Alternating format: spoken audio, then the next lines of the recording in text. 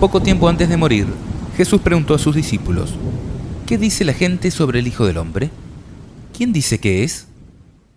Ellos les respondieron: unos dicen que es Juan el Bautista, otros Elías, y otros Jeremías o alguno de los profetas.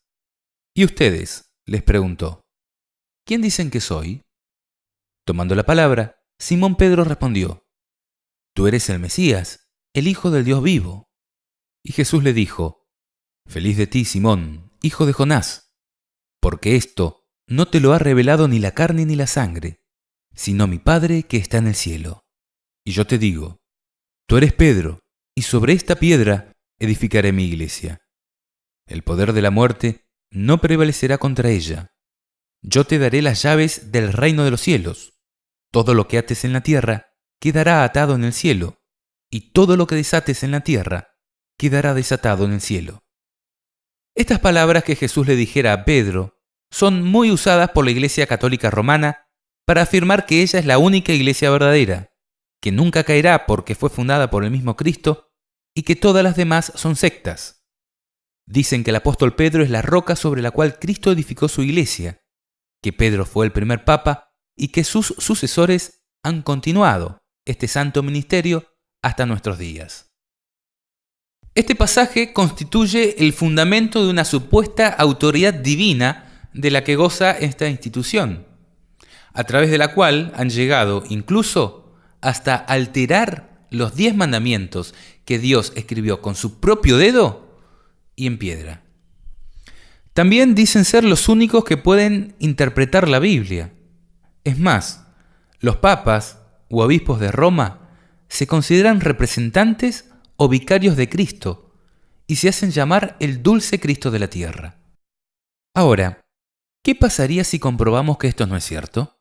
¿Qué tendrías que hacer si te demostramos que Jesús es la piedra base o angular sobre la que se edifica aún hoy su iglesia? Que Pedro no fue el primer papa y que Cristo no instituyó ninguna sucesión apostólica sobre el obispo de Roma. No nos aventuremos. Analicemos el texto y luego lo charlamos. En primer lugar, debemos tener en claro el significado de la palabra piedra o roca en el simbolismo bíblico. En este sentido, veremos que a lo largo de toda la Biblia, Jesús es simbolizado como la roca de la salvación. Mira estos pasajes. El Señor es un escudo para los que se refugian en Él, porque ¿quién es Dios fuera del Señor? ¿Y quién es la roca fuera de nuestro Dios? Viva el Señor, bendita sea mi roca, glorificado sea Dios, la roca de mi salvación. Sé para mí una roca protectora, tú que decidiste venir siempre en mi ayuda, porque tú eres mi roca y mi fortaleza. Vengan, cantemos con júbilo al Señor, aclamemos a la roca que nos salva. Si como vemos Jesús es la piedra o la roca de la salvación, ¿qué es Pedro? Sabemos que Cristo cambió su nombre de Simón a Cefas o Pedro, que también significa piedra. Entonces, ¿cuántas piedras hay?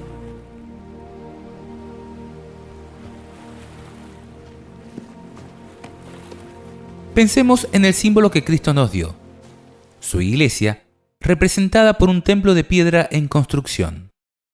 ¿Cuántas piedras lleva? Muchas, ¿verdad? Y de muchos tipos. Pero veamos un par de las más importantes.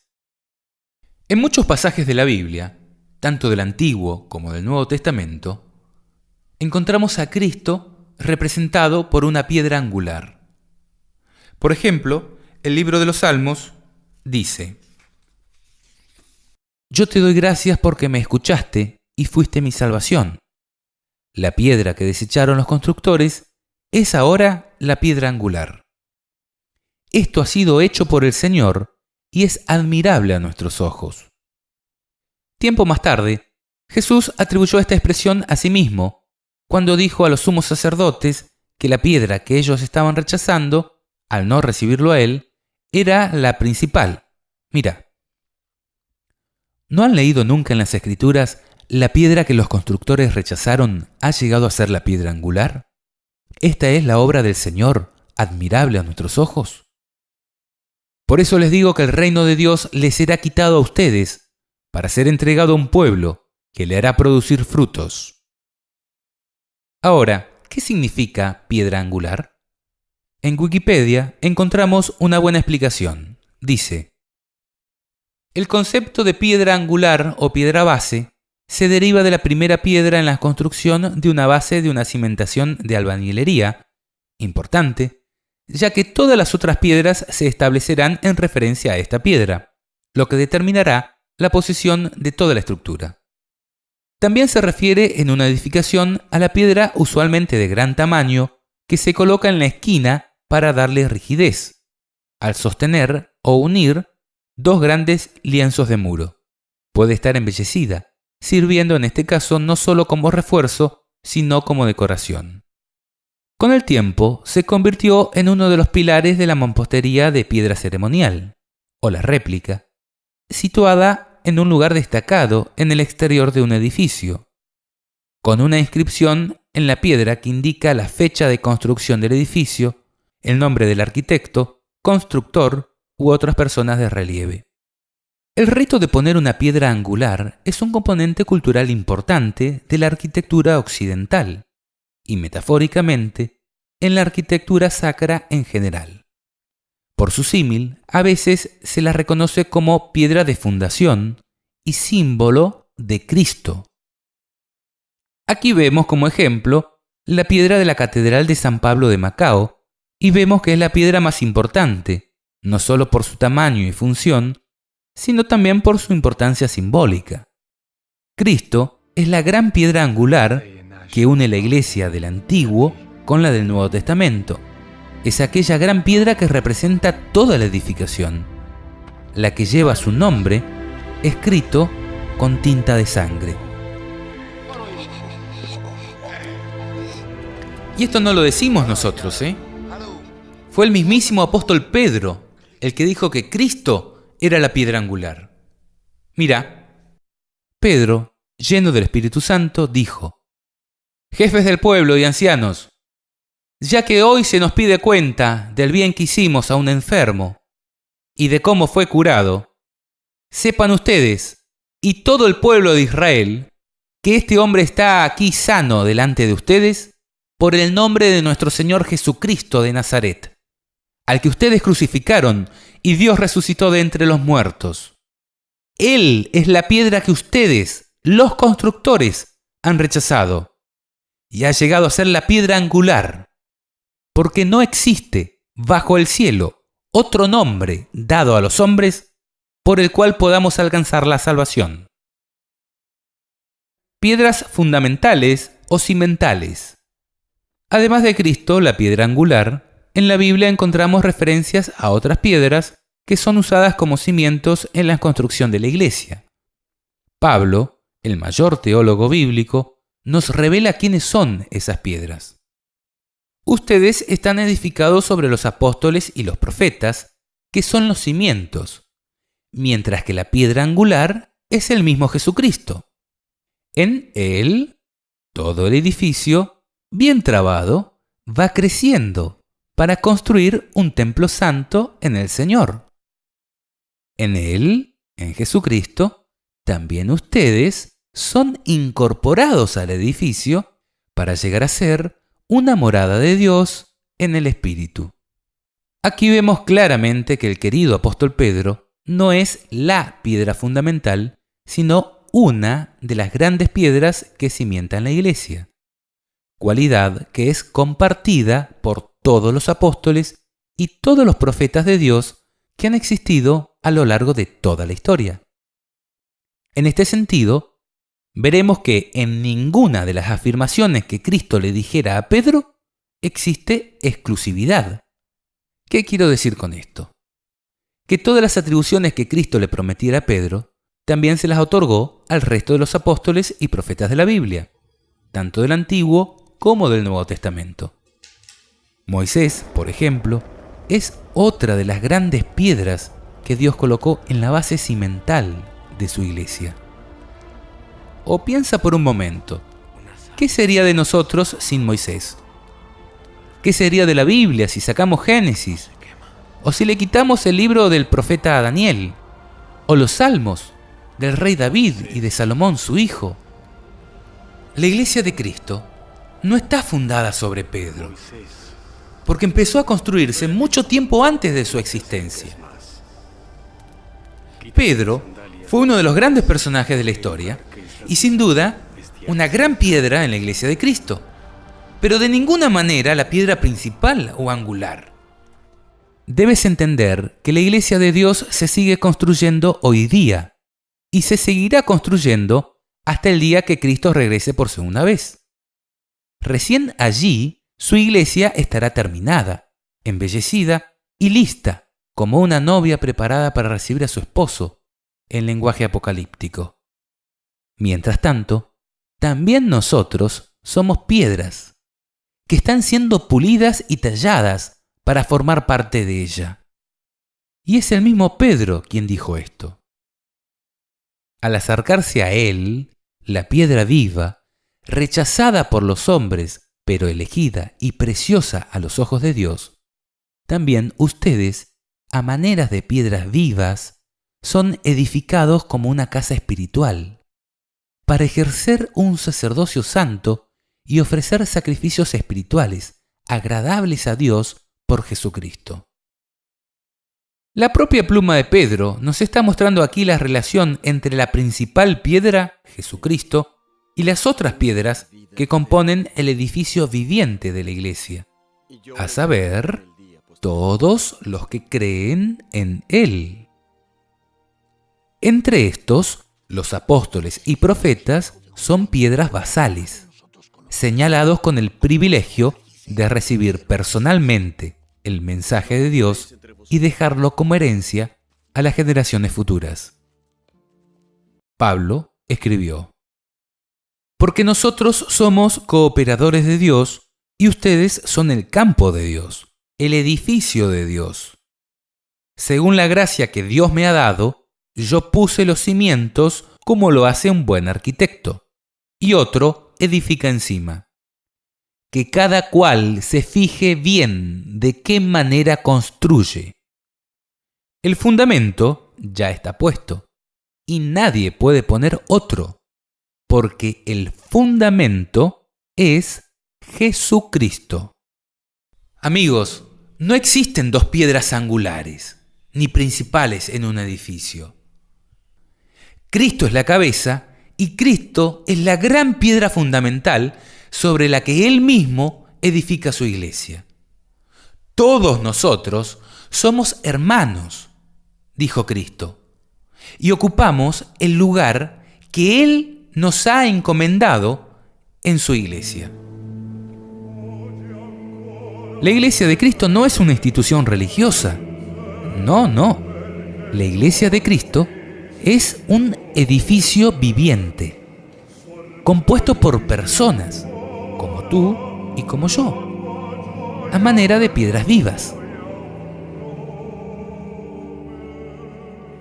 También dice el apóstol Pablo: ¿o no saben que sus cuerpos son templo del Espíritu Santo, que habita en ustedes y que han recibido de Dios?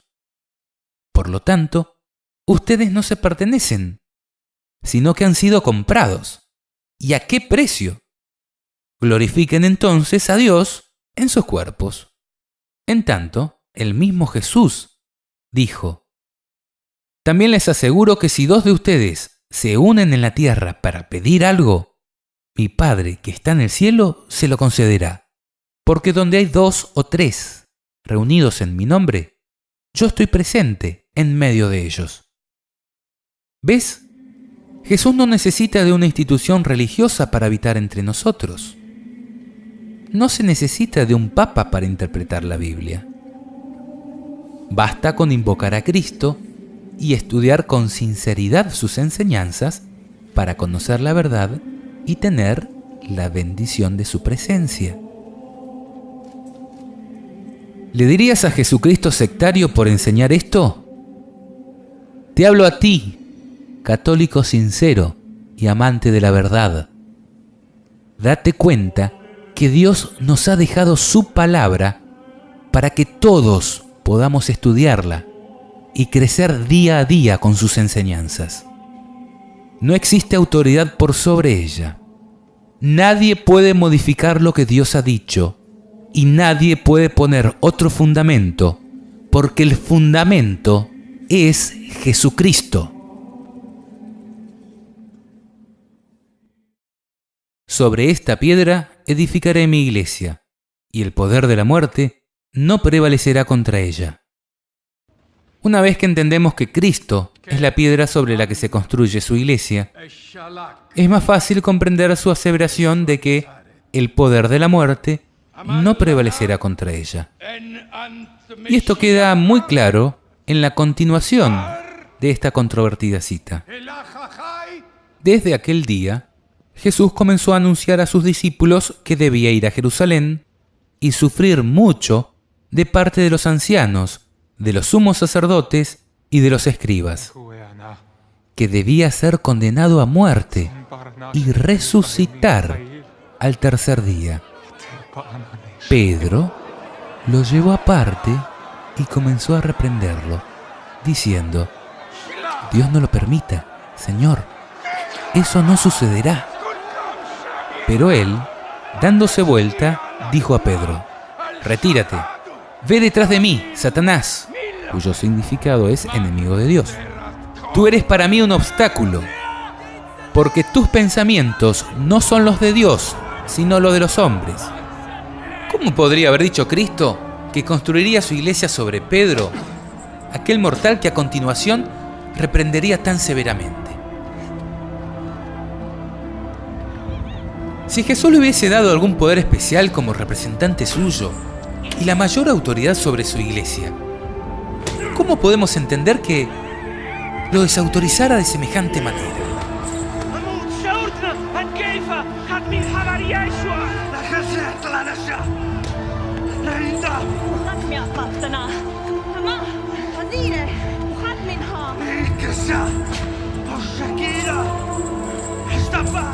Amigos, el poder de la muerte no prevalecerá contra la Iglesia de Cristo, porque su fundador y cimiento principal resucitó al tercer día.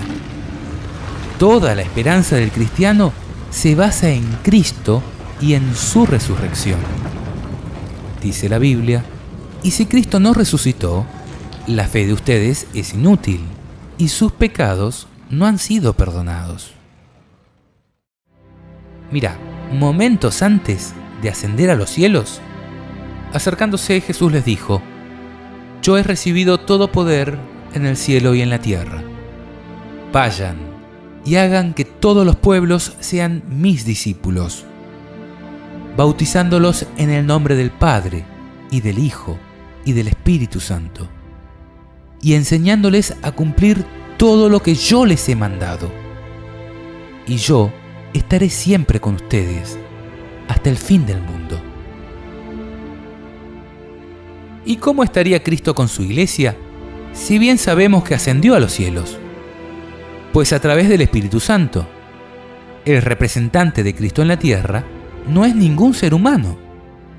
Es mentira que Cristo nombró a Pedro como su representante. Él dijo: el Espíritu Santo, que el Padre enviará en mi nombre, les enseñará todo y les recordará lo que les he dicho.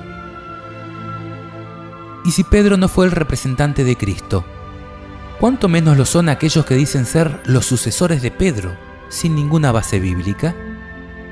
La Iglesia romana ha manipulado este texto del fundamento de la Iglesia y trata de colocar a Pedro por sobre el resto de los apóstoles para apoderarse del dominio absoluto de la Iglesia a través de la figura despótica del Papa. Pero, ni en el caso de que Pedro hubiera sido el favorito de Jesús, lo cual hemos comprobado que no es cierto, no existe pasaje bíblico alguno para sustentar lo que se conoce como sucesión apostólica. ¿O en base a qué texto bíblico se esgrime la teoría de la sucesión apostólica? ¿Quién dijo que el obispo de Roma sería el sucesor de Pedro? Pues ni Cristo, ni Pedro, ni ningún apóstol o escritor bíblico afirmó semejante barbaridad.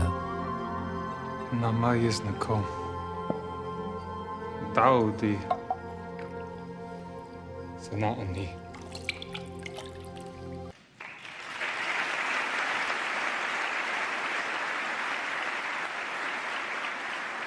In this land, Tiavella sigi min be'ele. En radafuli. Ildefunakom.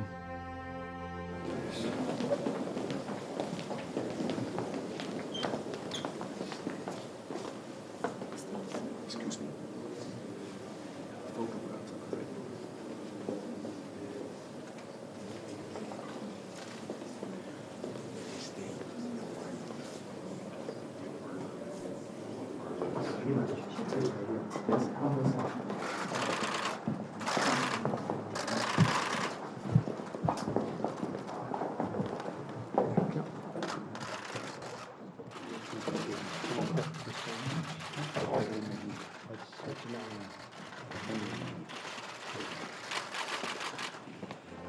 Altik halon. Ytheimen achma. Di hoda kashta. Di la. Ytheiminaba.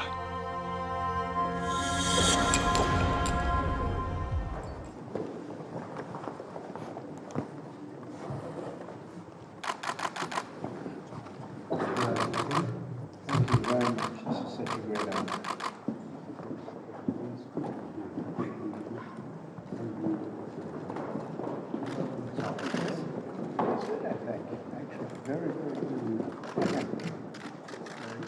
¿Cómo se entiende que Cristo construya su iglesia sobre el obispo de Roma cuando Pedro no fue apóstol de los gentiles sino de los judíos? Y Roma no solo crucificó a Cristo, sino también mató a Pablo, al propio Pedro y a multitud de cristianos. Si quieres, pon una pausa aquí, vuelve a leer Mateo 16 y verás que el tema central es Cristo y lo que sucedería con él y su iglesia. Jesús comienza preguntando ¿quién dicen que soy? Y luego les da la certeza de que su obra sería indestructible porque resucitaría al tercer día y porque estaría con su iglesia a través del Espíritu Santo todos los días hasta el fin del mundo. Se va entendiendo un poco mejor, ¿verdad? Yo te daré las llaves del reino de los cielos.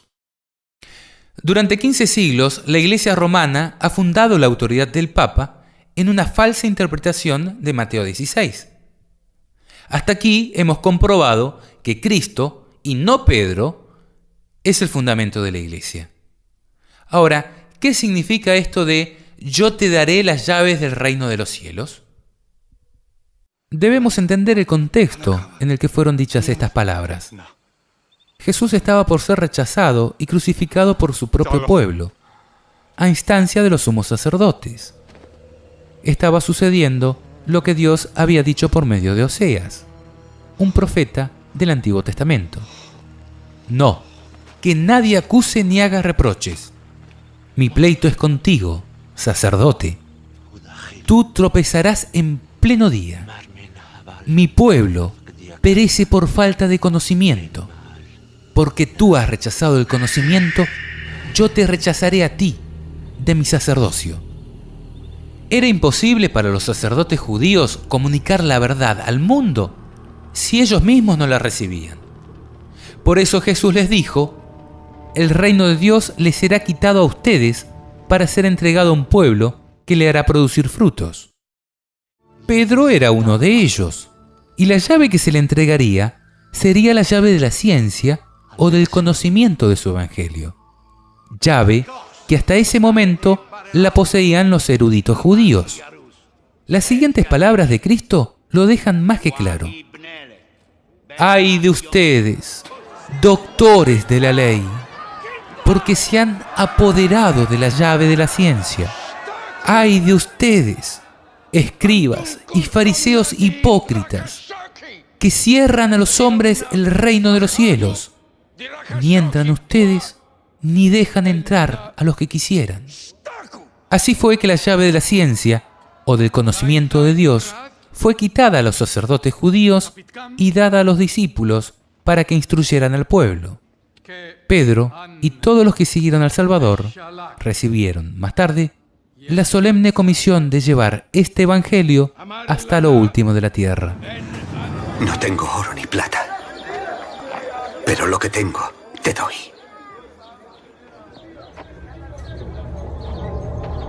En nombre de Jesucristo, nuestro Señor y Salvador, levántate y anda.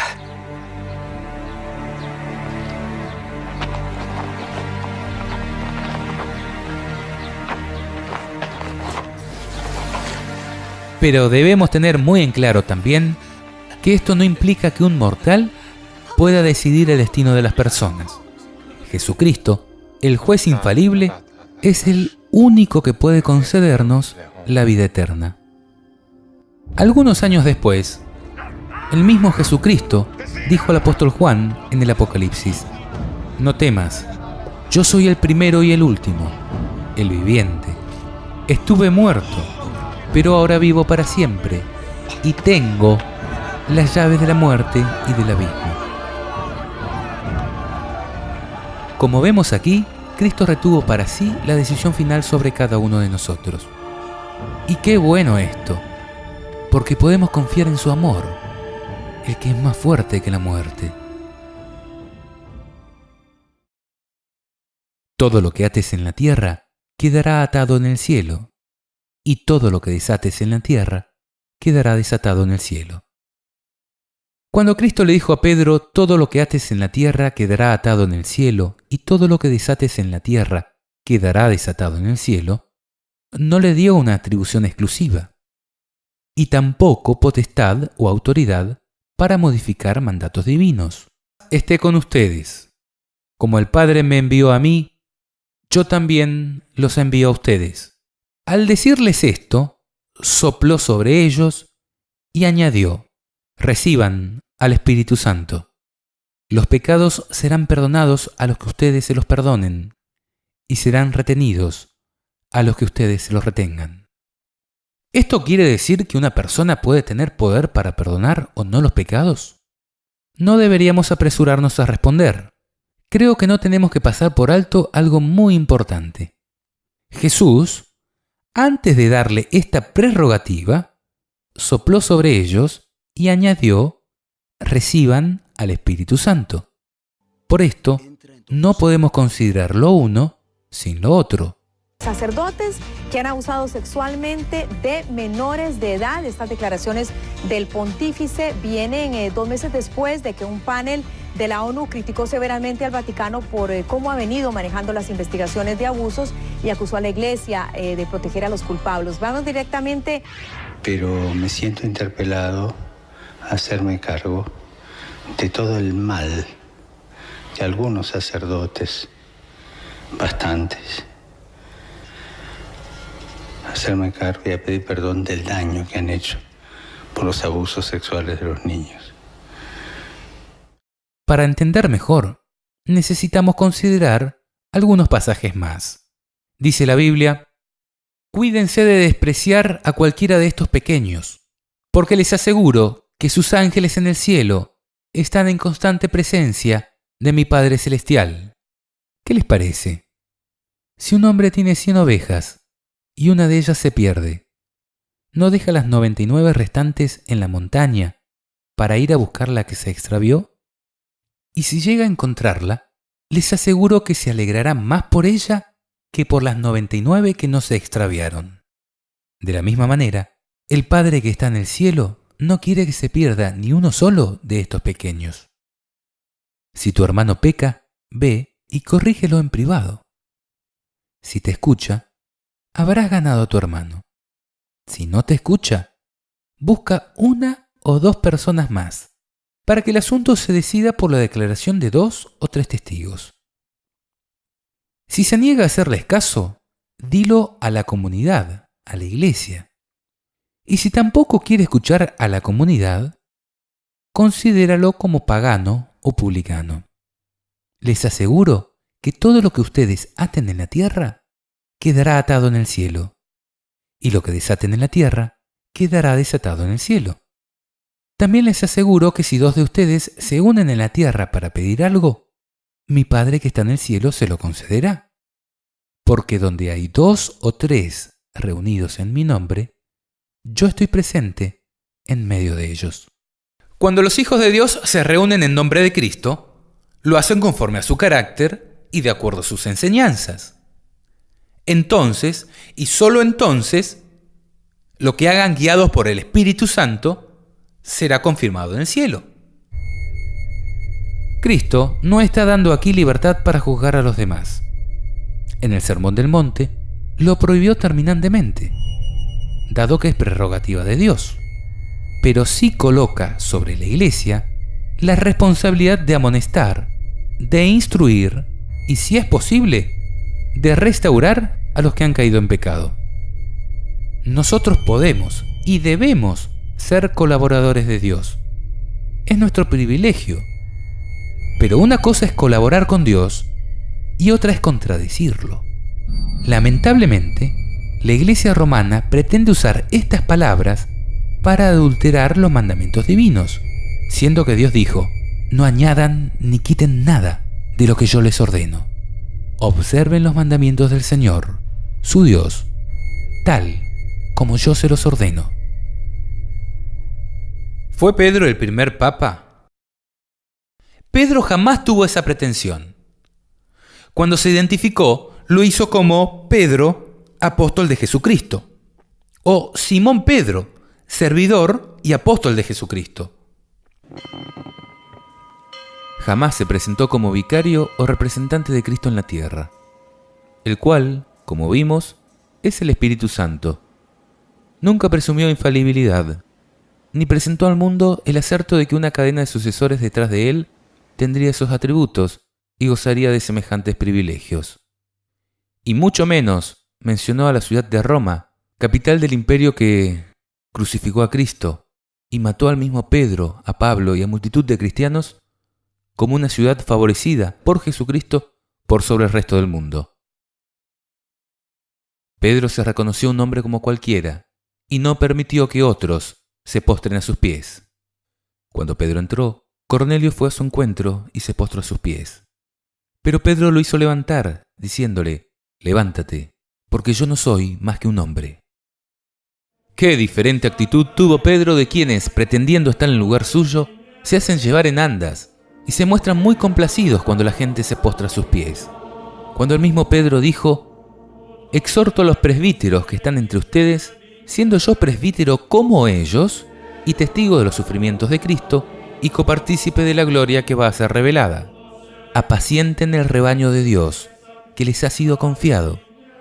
Velen por él, no forzada, sino espontáneamente, como lo quiere Dios, no por un interés mezquino, sino con abnegación, no pretendiendo dominar a los que les han sido encomendados, sino siendo, de corazón, ejemplo para el rebaño. Y cuando llegue el jefe de los pastores, recibirán la corona imperecedera de gloria. ¿Ves?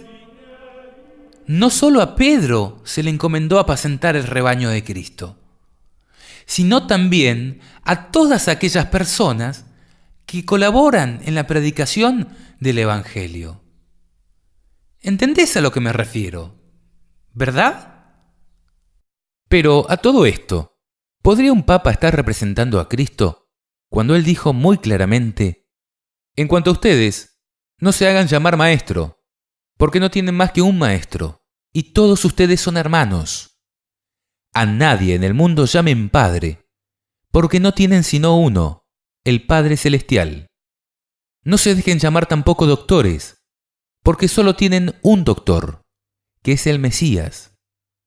Que el más grande de entre ustedes se haga el servidor de los otros, porque el que se ensalza será humillado, y el que se humilla será ensalzado. God bless America. Una vez más, queda demostrado que Cristo es el único fundamento, maestro y doctor de su iglesia.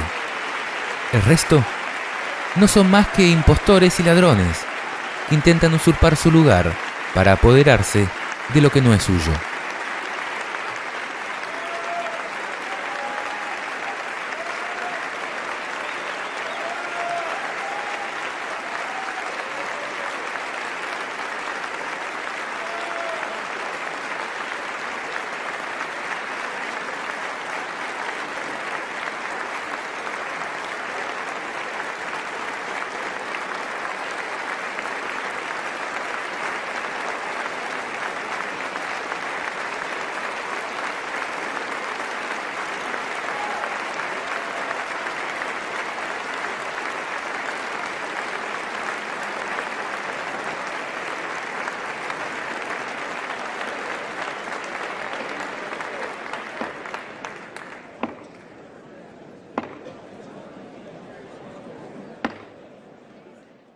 El Concilio de Jerusalén. Si en verdad estudias las Sagradas Escrituras, verás que en la iglesia primitiva la autoridad no descansaba sobre Pedro, sino sobre el Concilio de Jerusalén. Las decisiones se tomaban en consenso e invocando la dirección del Espíritu Santo. Todos, inclusive los apóstoles, se sometieron a las decisiones de este concilio. Mira cómo los relata la Biblia. Algunas personas venidas de Judea enseñaban a los hermanos que si no se hacían circuncidar según el rito establecido por Moisés, no podrían salvarse. A raíz de esto se produjo una agitación. Pablo y Bernabé discutieron vivamente con ellos y por fin se decidió que ambos, junto con algunos otros, subieran a Jerusalén para tratar esta cuestión con los apóstoles y presbíteros. Entonces los apóstoles, los presbíteros y la iglesia entera decidieron elegir a algunos de entre ellos y enviarlos a Antioquía con Pablo y Bernabé. Eligieron a Judas, llamado Barsabás, y a Silas, hombres eminentes entre los hermanos, y les encomendaron llevar la siguiente carta. Los apóstoles y los presbíteros saludamos fraternalmente a los hermanos de origen pagano que están en Antioquía, en Siria y en Sicilia, habiéndonos enterados de que algunos de los nuestros, sin mandato de nuestra parte, han sembrado entre ustedes la inquietud y provocado el desconcierto, hemos decidido, de común acuerdo, elegir a unos delegados y enviárselos juntos con nuestros queridos Bernabé y Pablo, los cuales han consagrado su vida al nombre de nuestro Señor Jesucristo. Por eso le enviamos a Judas y a Silas, quienes le transmitirán de viva voz este mismo mensaje. El Espíritu Santo y nosotros mismos hemos decidido no imponerles ninguna carga más que las indispensables. Cristo había instituido su iglesia y le había dotado de autoridad. En el Concilio de Jerusalén, esta autoridad fue manifestada y respetada.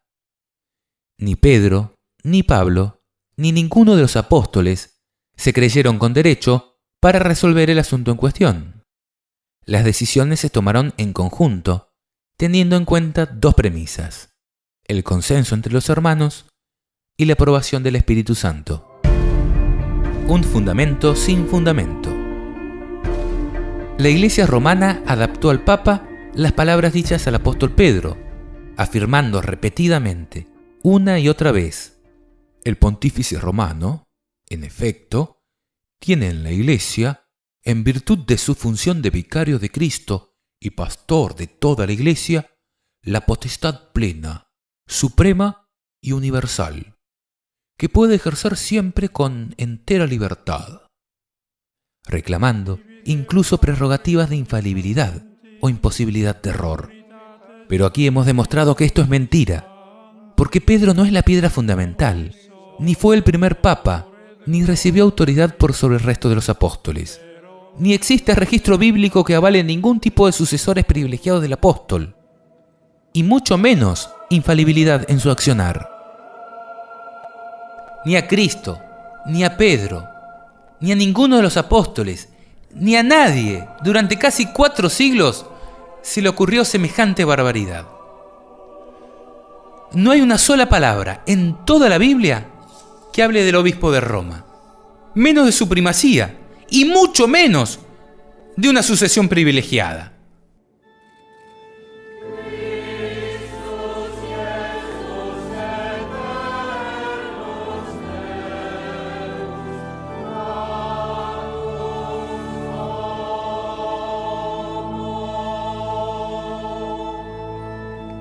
El invento de que la piedra era Pedro y que por ello era el jefe supremo de la Iglesia, y el artilugio que va mucho más allá, esto es, afirmar que el obispo de Roma es su sucesor legítimo, vino mucho después de la era apostólica.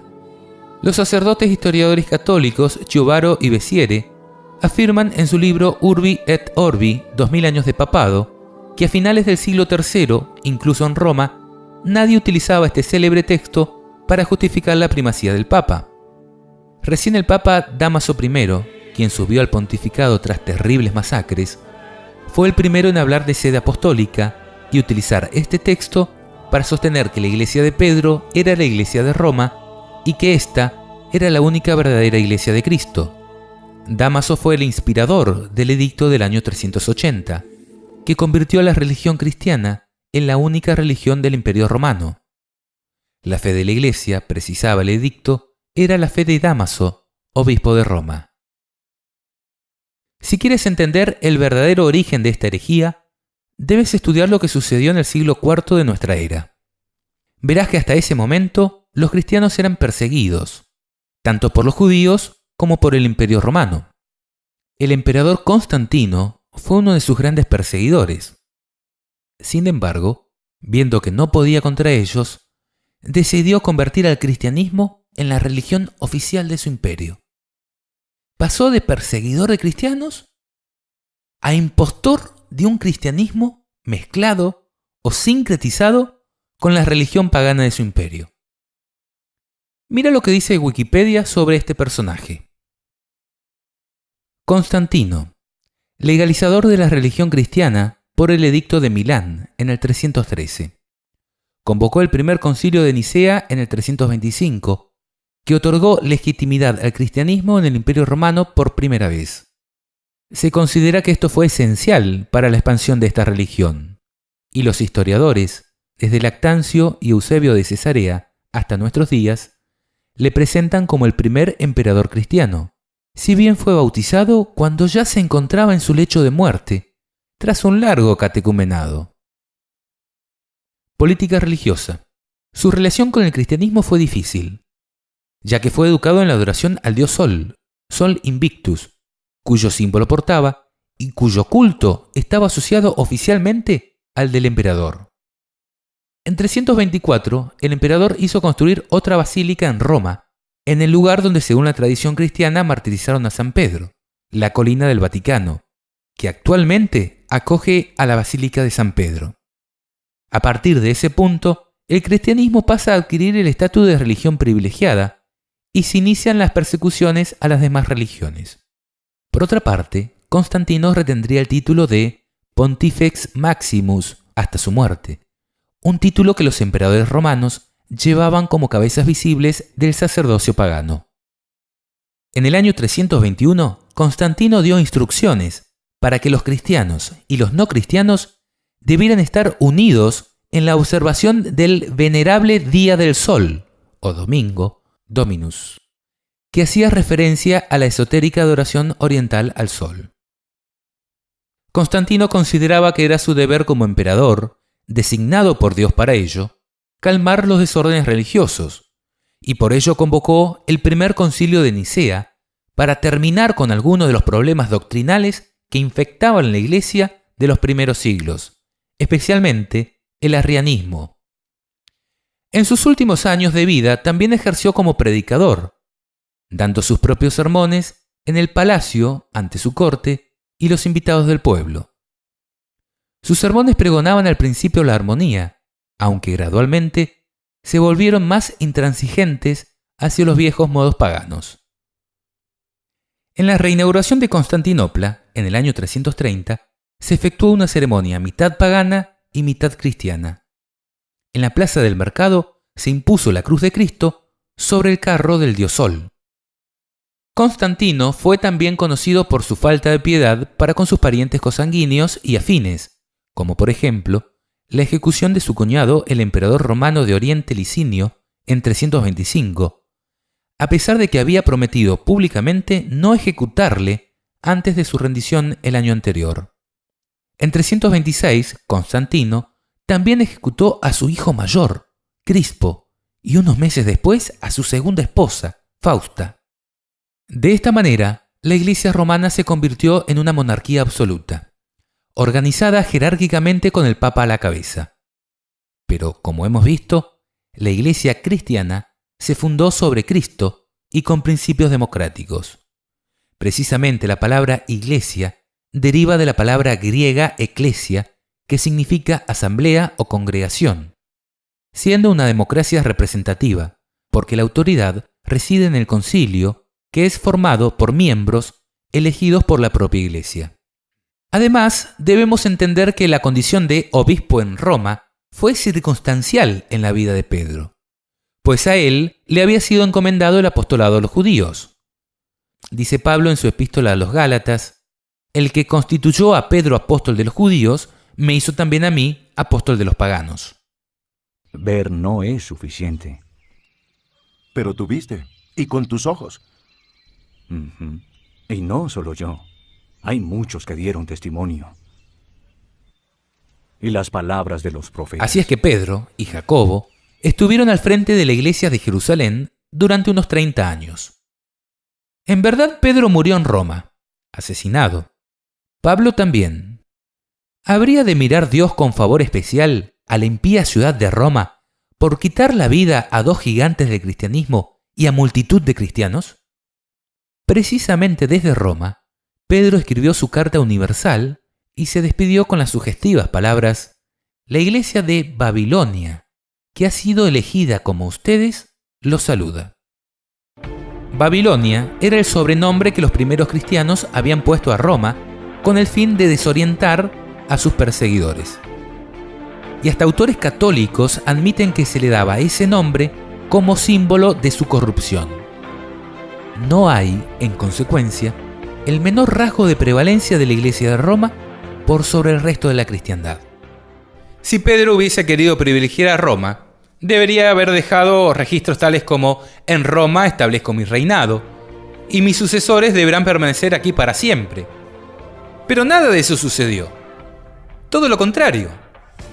Las palabras elegida como ustedes manifiestan el principio de igualdad enseñado por Cristo cuando dijo: no tienen más que un maestro y todos ustedes son hermanos.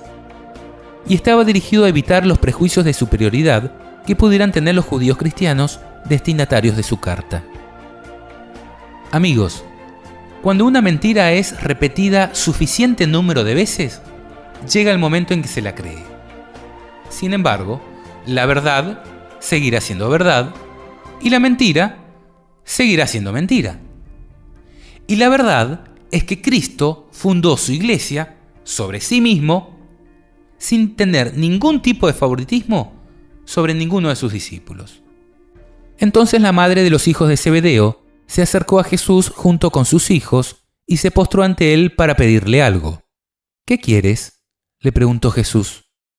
Ella dijo: manda que mis dos hijos se sienten en tu reino, uno a tu derecha y el otro a tu izquierda.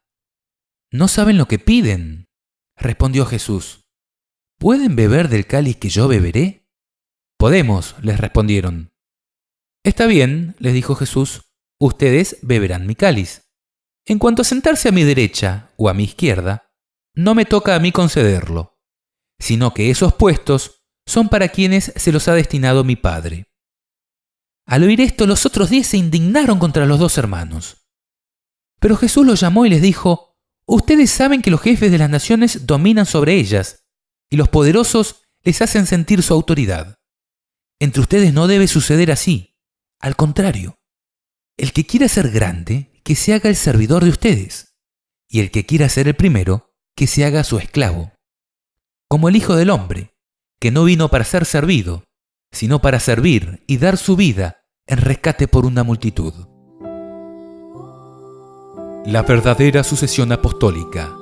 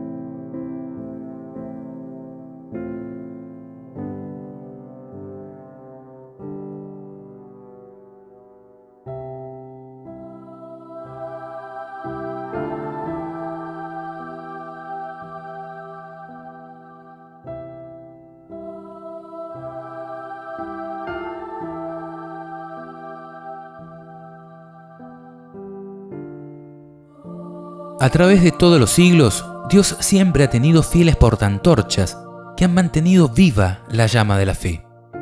La historia del pueblo de Dios durante los siglos de oscuridad que siguieron a la supremacía de Roma está escrita en el cielo, aunque ocupa un lugar escaso en las crónicas de la humanidad. Lo cierto es que a estos hombres y mujeres de Dios se les marcaba como herejes, sus móviles eran impugnados, su carácter difamado y sus escritos prohibidos. Sin embargo, permanecieron firmes y de siglo en siglo conservaron la pureza de la fe como herencia sagrada para las generaciones futuras. Ellos han constituido sin duda la verdadera sucesión apostólica, garantizando, así como los apóstoles, su fe con su sangre. Hay también muchas otras cosas que Jesús hizo, las cuales si se escribieran una por una, pienso que ni aún en el mundo cabrían los libros que se habrían de escribir. Pero estas se han escrito para que creáis que Jesús es el Cristo, el Hijo de Dios, y para que creyendo tengáis vida en su nombre.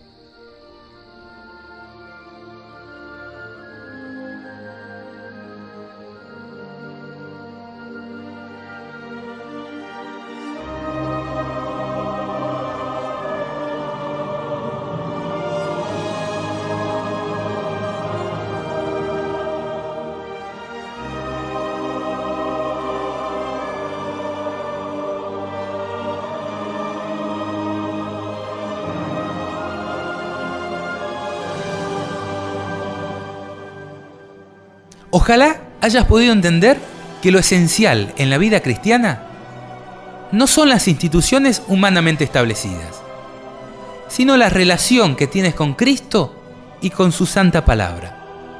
En un próximo video vamos a hablar más sobre esto y sobre cuál ha sido y aún es la verdadera Iglesia de Dios desde los días de Adán hasta hoy.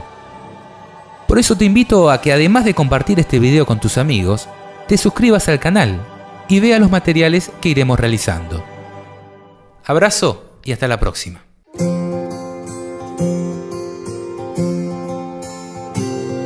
Hay un hombre vano y pequeño, jugando a ser Dios, ha engañado a los pueblos, poniendo su boca en el cielo, se ha hecho de fama, poder y dinero. Su mano metió en cada guerra, pero habla a los pueblos de paz y de amor. No teme que le llamen santo y exige que se le arrodillen cual Dios. ¿Quién sino Dios? Hombre vano y pequeño, fija el sol en su curso y cada estrella en el cielo. ¿Quién más puede hacer tan solo un grano perfecto que se abra en flor y follaje y que dé fruto a su tiempo?